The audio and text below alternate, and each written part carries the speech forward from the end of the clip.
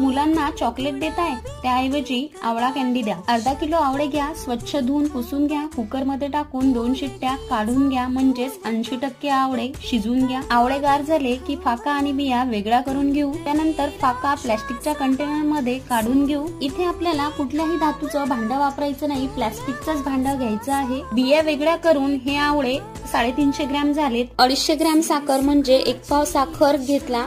त्यानंतर अर्धा लिंबू पिळून घेतलं, हे छान मिक्स करून घेतलं आणि झाकण लावून 2 दिवसासाठी हे साईडला ठेवून घेतलं। प्रत्येक 12 तासाला हे छान मिक्स करून घेतलं। तिसऱ्या दिवशी सकाळी हे एका चाळणीमध्ये काढून निथळासाठी 1 तास एका टोपल्यावर ठेवून घेतलं। 2 दिवस आवळे उन्हात सुकून घेतले। या पद्धतीने आवळे तयार होतील। त्यानंतर त्यावर पिठी साखर टाकून हे मिक्स करून घेऊ आणि हे एका काचेच्या जार मध्ये भरून ठेवू। तुम्ही मुलांना रोज देऊ शकता। पूर्ण व्हिडिओची लिंक खाली दिली आहे, चॅनल वर जाऊन नक्की बघा आणि व्हिडिओ आवडला